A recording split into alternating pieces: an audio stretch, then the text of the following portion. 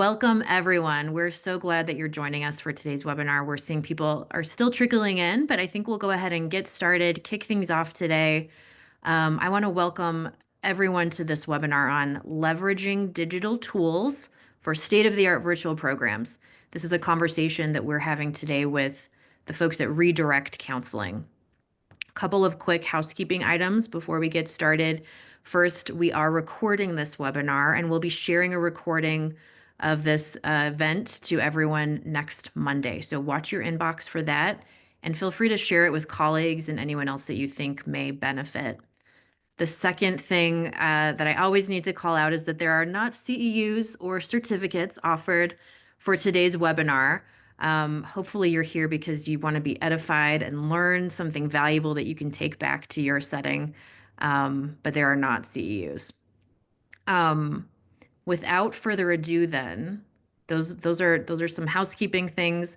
I am really looking forward to introducing our guests today and kicking things off.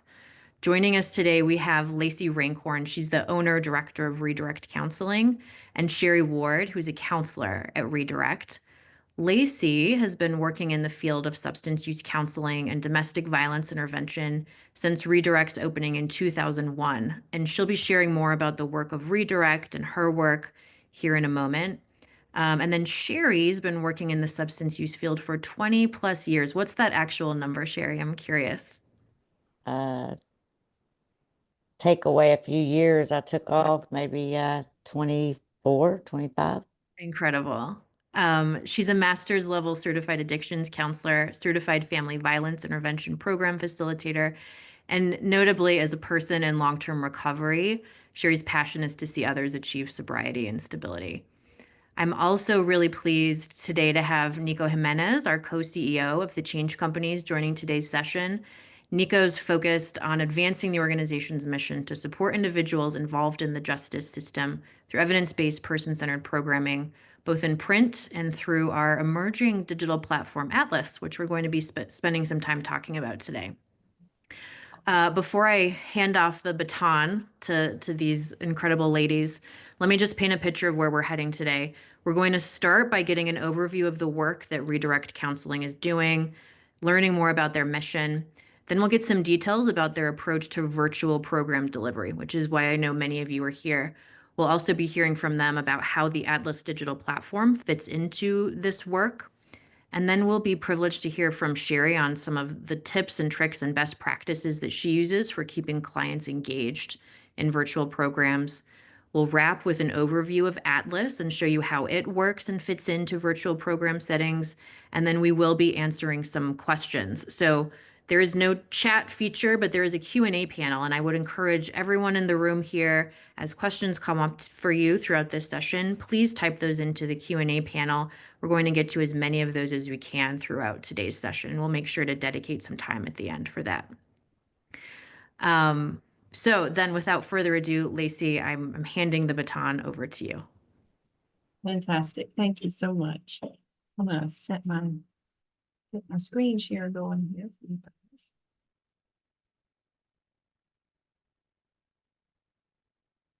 Myself. Okay. All right. Everybody can see? Yes, looks good. Fantastic. So thank you very much for that kind introduction. I'm Lacey Rankhorn. Like she said, I'm the owner and director here at Redirect Counseling Services for a treatment provider in Lowndes County, Georgia, which if you don't know where that is, it's super, super south. We are about 20 minutes from the Florida line. So it's very hot here all the time. Today, I'll share with you a little bit about our history and how Redirect came to be, the mission, which is super important to me, some programming that we offer, and then how we are working to expand that with Atlas. So I threw a couple different things on this slide just to let people kind of know where we are coming from. I'll start at the very at the bottom right, I took a picture of a sign that's in my building. It says Redirect Counseling Services, established 2001. And it was established by my mom, who's the lady in that picture there. And this business came as a passion of hers through her lived experience as a person with a parent that died of alcoholism, my grandmother. So through her, as she grew and watched how he struggled, there really wasn't anything around in our area during that time, treatment wise, that was affordable, that was easy to get into. Back in the 80s, it was really difficult to get quality treatment. And so when she got to a point in her life when she was able, she opened a treatment center to help those that really didn't have an awful lot of money to be able to get help. And so that's where our mission statement at the bottom there, Redirect offers convenient, low-cost, non-judgmental services to help our clients turn right and keep straight. And then I added one of my favorite quotes too, which helps steer the choices that I make, which is life doesn't get easier or more forgiving, but we get stronger and more resilient. And I'll share with you a little bit how that has played out in our story as we go. So Redirect offers an awful lot of things. We do a SIM Level 1 substance abuse counseling. We are certified by DBHDD here in Georgia. That's Department of Behavioral Health and Developmental Disabilities. And so those are clients that may be not court ordered, but then we have an awful lot of clients that are court ordered for treatment. And in our substance abuse program, we have one that is about 9 weeks in length, one that is about 17 weeks in length, and then we go all the way out to a year. We are certified by the Georgia Commission on Family Violence to do family violence intervention program. We offer anger management. We do something called the PFL 420, which is a marijuana-specific psychoeducational program. We are certified by the Department of Driver Service, like our DMV here in Georgia, to do the risk reduction program, which is what a lot of people call DUI school. We do defensive driving. Sherry and I both are clinical evaluators for DUI offenders. And Redirect is also the DUI Accountability Court treatment provider. So we've been doing those for many, many years, and we're doing it all in person as many other treatment providers were doing, all the way up until COVID happened. And that really threw a huge monkey wrench in all of our plans. Many of the people that we were working with relapsed immediately, and just through stress and the inability to continue attending treatment. So we had to pivot, and so we did. I tried to figure it out, and I'll remember Sherry and I were talking earlier today about when COVID first started. That honestly, I had never even heard of Zoom, and I did some research because some people at the courthouse were like, "Lacey, what are we going to do? How are we going to keep this going?" And nobody had a clue. And I started hearing, like through my research, I heard about something called Zoom. So I was like, well, let's do it. We can do this. And so we began offering our programs that I just listed to you through Zoom. The deal is, though, is that we were using program materials that were paper, and we rocked on for a little while, mailing people their program materials and trying to meet online, which was very cumbersome and very expensive. And we weren't seeing the same positive growth changes with our clientele doing it that way. And so I knew something had to change. It was time to pivot again. So I started looking for resources. And in some of my grants that I was trying to figure out how to research to write, I came across the Atlas platform. And I was familiar with the change companies, and in more of my research and talking with people from the change companies in Atlas, I decided to take the plunge for my business. And so that's what we did. So now we are using several Atlas-based platforms, including the ones for substance abuse. So we're doing a SIM Level 1 substance abuse treatment using Atlas. We're teaching anger management with Atlas. I have applied to the Georgia Commission on Family Violence to be approved to use the SAFE program, which is on Atlas for our family violence programming. We are offering DUI school and defensive driving and the PFL 420 group, not with Atlas, but online. And we've been able to secure other curriculum that is online based. So going online for online curriculum delivery is, in my opinion, a very, very smart business choice, and we've seen positive outcomes from the clients as well. So I will now turn it over to Sherry to share some tips and tricks for company engagement. Okay, so I'll share my screen so I can move forward and backward as I need to. Hi, everybody. I'm Sherry. I hope y'all are having a great day. So we haven't been using Atlas that long, and whenever I have some new material in my hands, if you're like a therapist like me who's seen every curriculum there is, you want to devour everything you can find out about it. So I jumped in and I did that with Atlas, and I've been very pleased, and so has our clients. I'll just say that to start off. But some tips and tricks for engagement in using Atlas and really just virtual programs in general. We had to find out the hard way that really need to have a set of group rules and expectations, or a virtual contract, so to speak.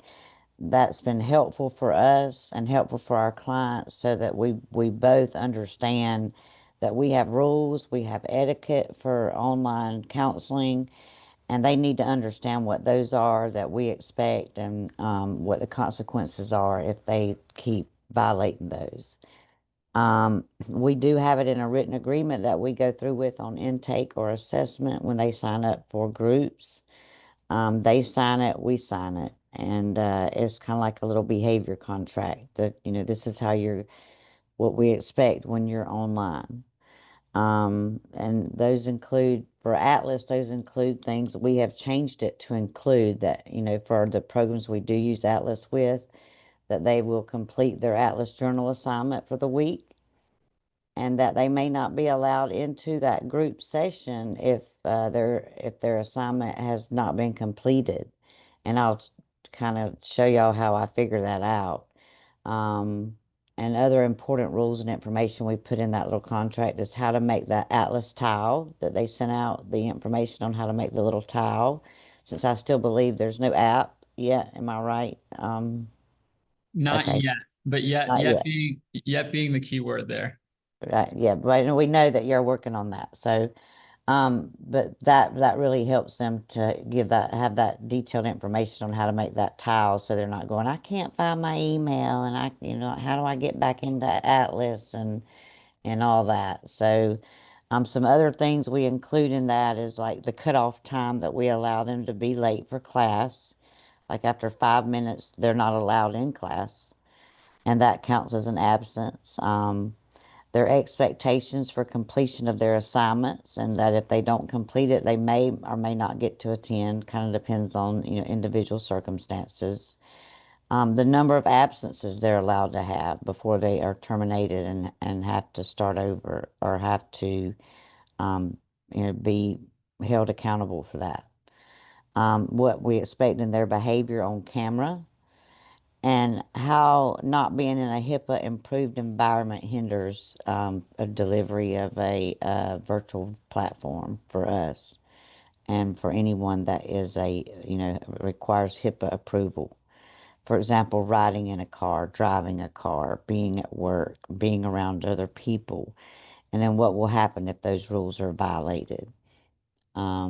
Absences add up to being terminated, and adds up to being reported back to your referral source, which could or may not be probation, which that's accountability for assignments outside a group. We do work with the criminal justice population primarily, but I've also worked with voluntary populations, and I believe that holding them accountable and you know uh, helping them understand that you just can't come to group when you want, you can't do what you want and still come to treatment, because that's not helpful for anyone. So if you want to just kind of brainstorm in your mind some ideas about, I don't know how many of y'all out there are working with criminal justice populations, and how many of y'all out there are working with voluntary populations, or a little bit of both. But it does feel different. And when I say feel different, I mean, CJ populations are much easier to be held accountable than voluntary populations. So we have an advantage kind of in that area because we do have a very good working relationship with our, probation officers and courts here in the Valdosta Lowndes County area. So with that being said, let's get to the meat of this, which is, learning to take advantage of the information that Atlas tracks for you guys and tracks on participants to use therapeutically with your clients. There's a button overview, and I'll move toward that. Well, there we go.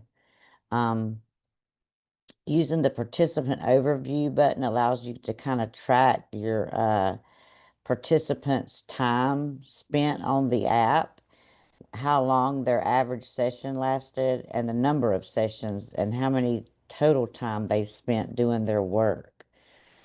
This person may be further on in their assignments because they've had 3 hours and 42 minutes. Whereas this person, who may have been there as long as the last person, has only spent 21 minutes in their Atlas journal, and they've logged in 4 times, and they may have 5 minutes per average session length. So to me, that tells me, there's a lot different motivation level for each of these clients, and that this could be addressed individually, like, what's the problem, what's holding you back. There seems to be some, you know, resistance to wanting to do your assignments or to better yourself by using the journal I've provided for you, and just kind of a way to handle that. The other thing is the participant overview button. If you scroll down a little further in Atlas, there's a little blurb that says journaling activity breakdown. And you can use that to do your charting and your documentation to your advantage. Whether you're writing a burp note, a DAP note, a SOAP note, that journaling breakdown kind of tells you per journal what your client has done in the journal, what they've reflected on, how they've shown engagement. It indicates what their stages of change and per se, what they've expressed to do, what they've reflected on, and then you can this little button is a copy button right here, and you can copy and paste that into your EMR or EMS or your notes, however you keep your notes. And under here, it lets you go in if you want to go in and just see if they've done it, or if you want to review their answers. If you're working with them individually, maybe you want to be more detailed. These have not been reviewed because the therapist, when I took the screenshot, she had not reviewed them yet, but that assignment wasn't due yet either. So or it was just going to be due this week. So, there's a place to review their answers. You can see everything they answered, how they answered it, and if they really are, making an effort to engage in the program. And to me, the more they engage with the homework or the Atlas assignments, the more they can engage in group. So when I'm doing a group, I always utilize the screen sharing advantage of their interactive journals that are blank. Like, I don't put anybody's name or anything up there because obviously that's a HIPAA violation, but you can go to their blank journal area and screen share the page numbers and kind of the questions that you want to explore with them based on what maybe they answered in their homework, or based on how they maybe answered in class. You may want to encourage them to go back and really go over that in their journal for their homework. So basically what that does for me, I feel like, is just reinforce the learning curve. And during the short time we've been using Atlas, that's kind of, yeah, where I've what I've been able to do with it. Like it's helped me work smarter, not harder. It's helped my charting. It's helped me assess where my clients are in their progress and what I'm going to write in my final progress note as far as a report to whoever the referral is. And and it gives you a lot to take advantage of, so you don't have to do all that work. And yeah, that's some tips and tricks for your engaging your clients and using Atlas. I'll stop my share now. Well, Sherry, if you'll go to the end, there is like that last, well, there was one last little slide that was just like, thank you, and it kind of had our contact information. That's right. That's That's right. I can share that real quick. So yeah, if y'all ever have any questions or want to get in touch with Lacey or I or visit our website, this is our information. And I know I appreciate y'all listening, and I'm sure Lacey does too. We were certainly excited to share. I feel like that this has been very beneficial to the clients that we serve, and I do recommend it for sure. Absolutely. I recommend it too as a provider and a counselor. So Great. Thank you, Lacey and Sherry. I'm not sure if there's any questions, please have them come into the chat, and then Lacey and Sherry can answer them as they come. Let's see, while those questions may be coming in, I'll go ahead and also just share, Sherry had a few screenshots there. I thought it could be helpful to still just provide some context on the platform at large. So I'll go ahead and share my screen to show a little bit of the insides of the product, so you can just get a sense of it. And always the golden question post-COVID. Hopefully you can all see my screen. I'm assuming that's the case. But Okay. like Lacey mentioned, after COVID, we were starting to get a lot of requests to help power providers to be able to work virtually with clients. Lacey had the issue that many of our clients have had to deal with, which is shipping journals back and forth, right? And just getting materials into the hands of individuals.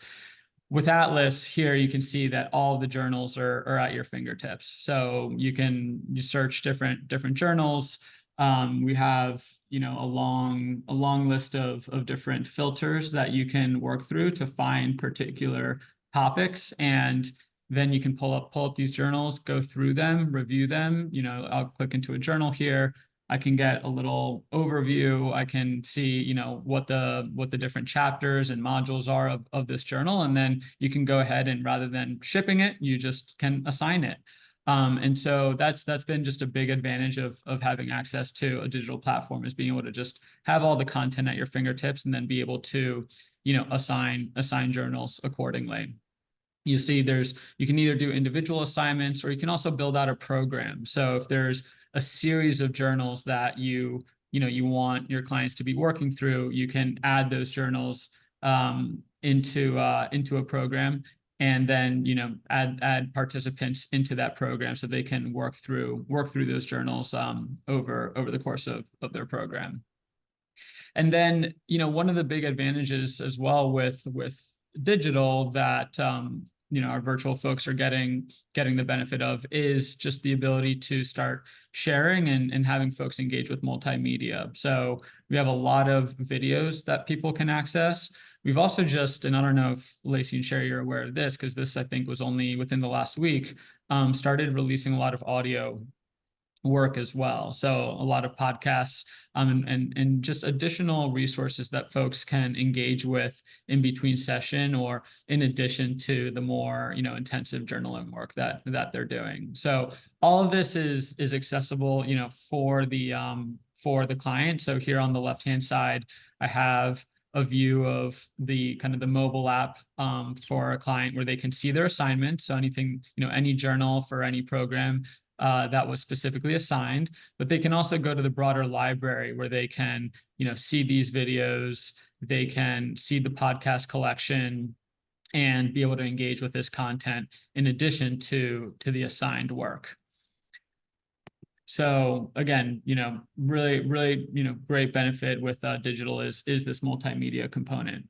And then just to show you what Sherry was giving you a hint of there with the overview pages. So if you go to an individual and let's say I click on Valerie, this is the page that Sherry just opened up, where you can see, Valerie's engagement over time within the platform, what days she's logged in, how much time has she spent within Atlas, and then within that time frame. And right now I have within the last 30 days, but if I go here and I just change it to the last 14 weeks, then I can see, okay, during the last the last 14 days, not 14 weeks, during the last 14 days, here's the activity that Valerie has done. So this is the progress that she's made, and then within the journals, you have that overview, this summary of all the work that she's done, as well as the modules that she's completed. And then, like Sherry mentioned, you can click into a module and actually see and review the work and get access to the journal itself. So that's that's the general overview page that Sherry was showing. And then one other thing just to highlight here is if you go into a journal, so I'll go into strengthening my parenting skills here. I'm still in Valerie's profile, so that was the overview. I'm now looking at specific journals. You can go to this summary and you can see a total summary for the journal, but then also different insights and recommendations that you can view. So going into another session, you can look at these recommendations and use them as just guidance for what you might want to talk about in the next session. So the idea here is that Atlas is helping just make it a lot easier for staff to be able to review work, particularly when that work is being done virtually and you don't know, okay, have they done the journal? Have they not? Did they engage? Did they not? What are they working on? What insights are coming from these journals? That's something that it's hard to have any visibility or accountability when you're working in more of a virtual environment. And the goal and idea of Atlas is to just bring that clarity and bring that insight so that you're not guessing whether someone is engaged or disengaged. And I'm just going to interject really quick on that note, Nico. One of the questions that came in during registration was, let me find the exact words.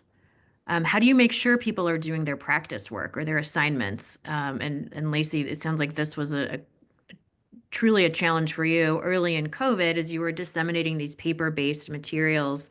And so, particularly for virtual programs, being able to have that visibility when people aren't, face to face with you across the desk is probably really valuable. Yeah, exactly. That is exactly what we found, was that we would mail out those materials, and when it came group time, the facilitator would say, okay, well, we're going to be working on such and such. And then that person was like, what? And, so it just became cumbersome. It was an issue for sure, but this has made it so much easier. Good. I want to call out a question from Yvette, which is Atlas available? That you corrected yourself, Yvette. Is Atlas acceptable in all 50 states? Maybe Nico, do you want to speak to some of the privacy guardrails that we've put up with Atlas that make it federally compliant? Yeah, so Atlas is HIPAA compliant first and foremost, and so from that perspective, absolutely. Now I'm sure every state has maybe different guidelines around even having, I guess, telehealth or virtual programming be an acceptable form of provisioning care. So I think that's going to probably be, I don't know if necessarily state specific, but different payers might have, or different funding sources or different grants just might have different just restrictions around that. But yeah, it's a highly secure and private platform, and we're working with pretty much every type of organization that you can imagine. So we're meeting a lot of those high standards. Another question from Frederick, which is, most of our groups are in-person sessions. How might you incorporate or integrate Atlas? Our client base is re-entry for our residential diversion program, court mandated. So this could be a question, maybe Lacey and Sherry, based on your past experience delivering in person, thinking about how Atlas might fit in. Do you have any recommendations on that? I do actually. So as I went through all the different program materials that the change companies has to offer, and looking through Atlas as well, and I decided which different booklets or which different programs were going to be used during, like, say, our ASAM level 1 program. I made that was what was assigned to our virtual clients. Well, I also offer that program in person. And so in order to streamline everything and keep my clients learning the same things and using the same curriculum, I invested. So now I buy the paper copies for those that come in person of the same ones of the virtual ones that those clients were using virtually. I did consider, and I kind of tried to do Atlas like virtually, have the online thing with my in-person clients. And honestly, in my area, the people that are coming in person are ones that are not technologically savvy enough to do treatment virtually. And so asking them to bring their device in class or to work on something like that outside of class, we found it didn't work for us. And so that's why I was like, okay, fine, well, we'll just invest in the paper ones. And so they'll still have their paper book when they come in person. That is the same program that what those that are virtually are working. I think you bring up a really good point, Lacey, that digital literacy is an important consideration when adopting any new digital platform. I will say, Frederick, we have a number of clients that are using Atlas for their in-person groups and programming. What's really nice about that, for those who do have the digital literacy skills to adopt it, is the accessibility anywhere, anytime. So when they leave your session, when they leave your program and they're going about their lives, sitting on the bus, at work, at home in the evenings, they have access to this really valuable evidence-based content. Nico, anything to add there? No, but maybe you can speak to how about those that may not want devices to be brought into session or into, into a group in person, how you would recommend, working with Atlas and that restriction.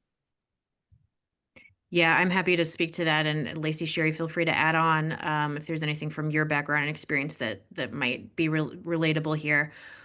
Best practice that we recommend at the change companies for using Atlas in person as part of a live group is leaving the device at the door. Atlas is really designed to be an out of session activity so that people can reflect and engage with the content and be really thoughtful about the skills that they're developing outside of session time.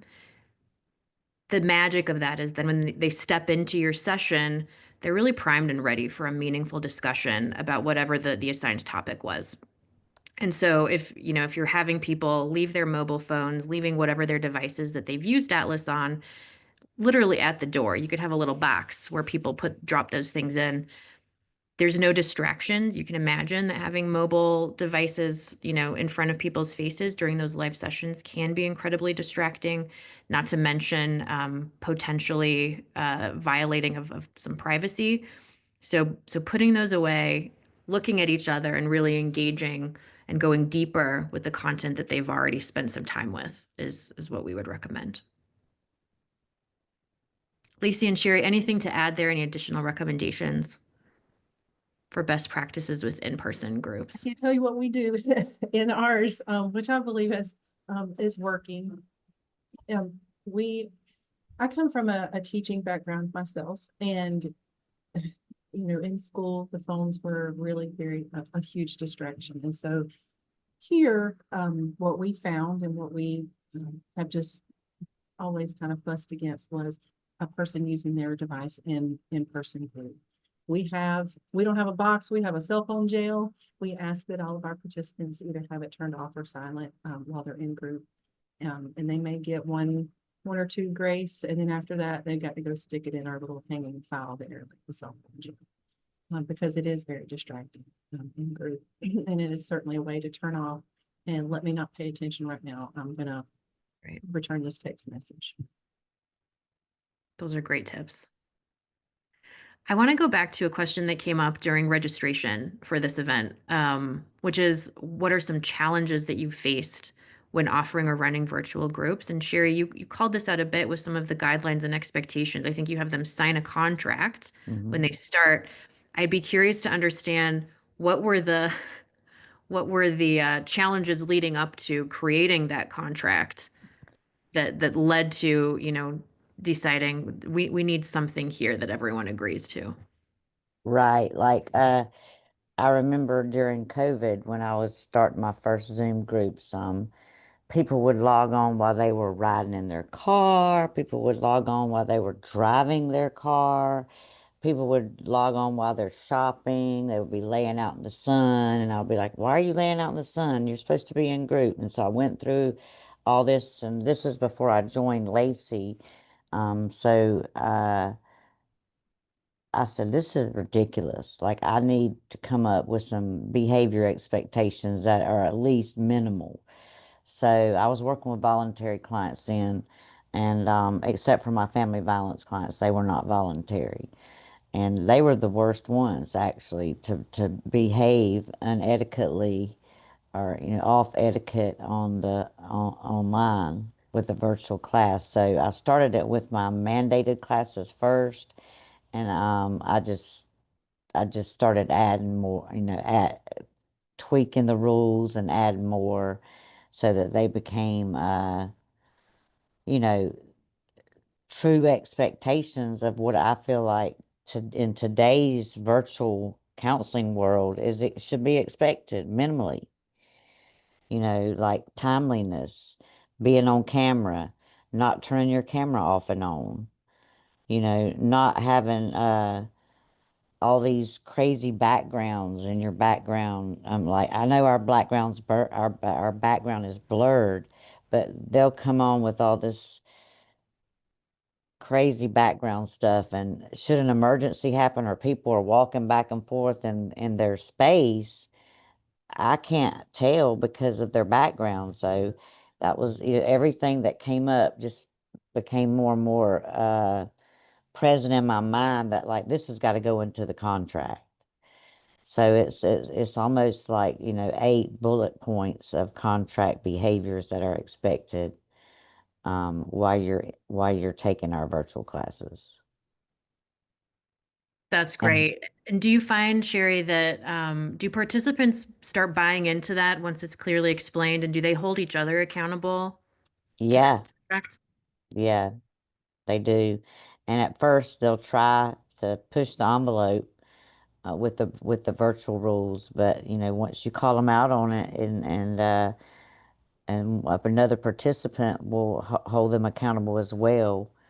And you can say, if you do this again, I'm going to put you out of class and it's going to count as an absence. Got it. One other thing that you mentioned, Sherry, earlier on was the HIPAA friendly environment, that you're setting some expectations around people's surroundings to make sure that that confidentiality is intact during your virtual programs. Can you share a little more about specifically what you encourage and what that looks and feels like?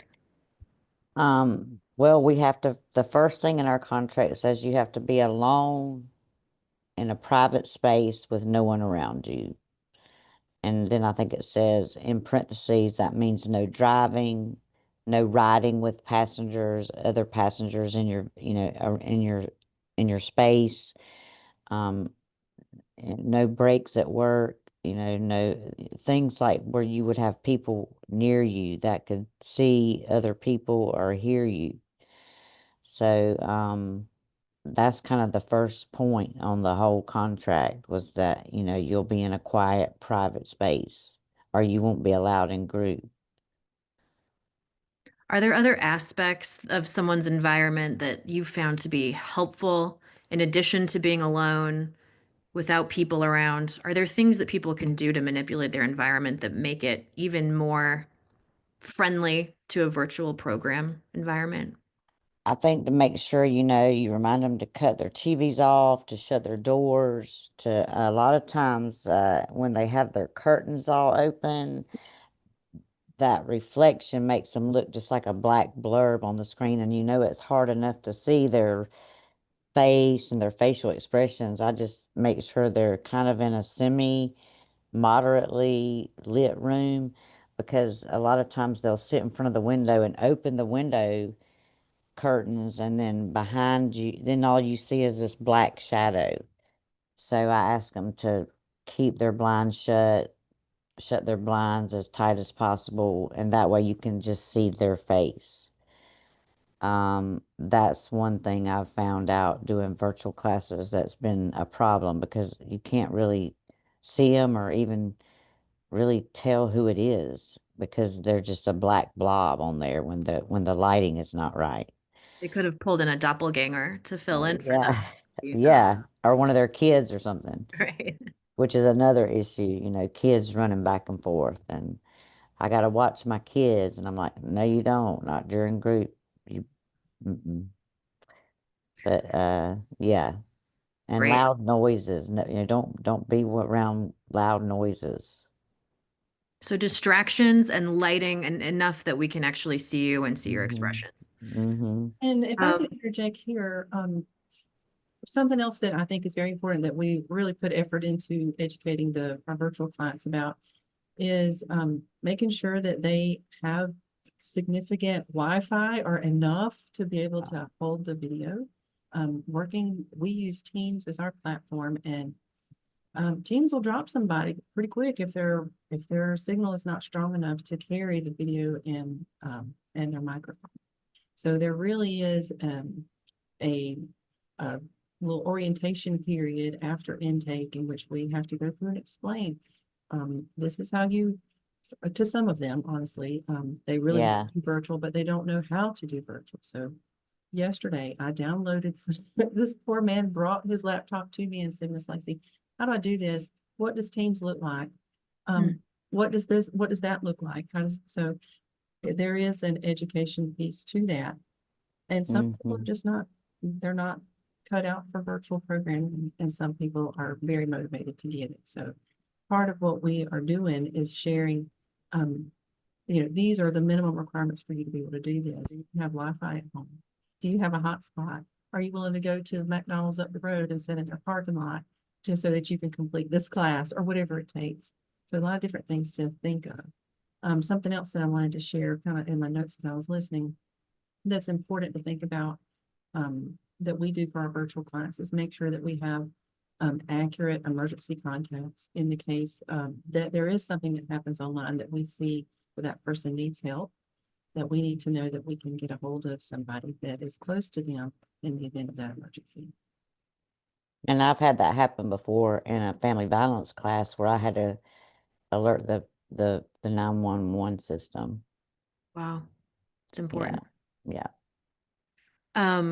Benjamin asked a great question, which is what sort of quality assurance components are built into your interventions? Is there anything you can say about that, Lacey and Sherry?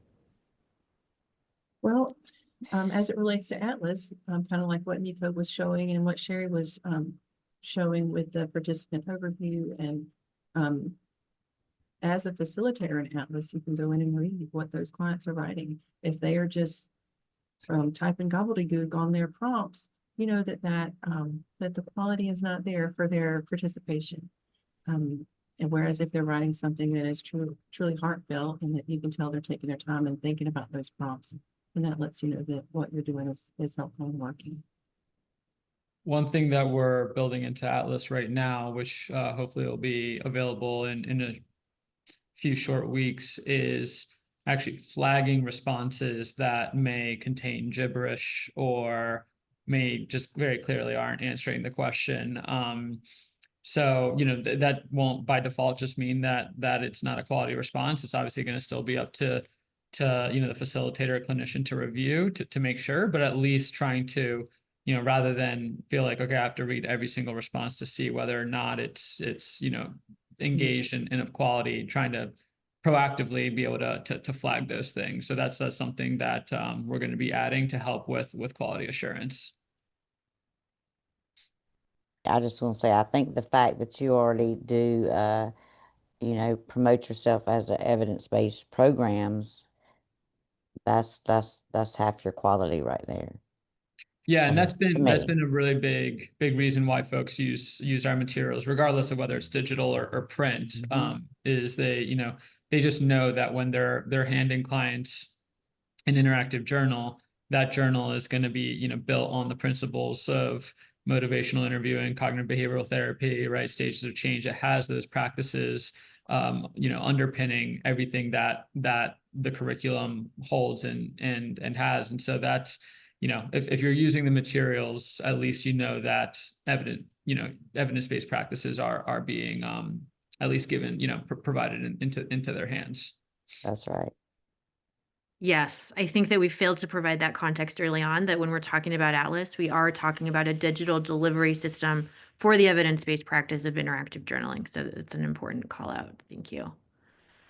Well, I want to just thank these lovely ladies from Redirect Counseling, again in Georgia. If, with your permission, Sherry and Lacey, that information you provided on your last slide, we're happy to provide that to everyone in attendance as part of that recording email that's going to go out next week. So thank you for offering that up. Thank you for taking the time to share about the really important, valuable, impactful work that you're doing, serving these clients and sharing some best practices with virtual programs. I am dropping into the chat here the URL for Atlas. If you want to learn more, if your interest is piqued, you're either running virtual programs and this would be a helpful tool, or you're running in-person programs and you see this as something that could complement the work you're doing, please visit this website, spend some more time with us. We'd love to take some time to really tailor make a demo for you and show you how this might work in your setting and with your population. And we appreciate all of you for joining us today. Take care, everyone.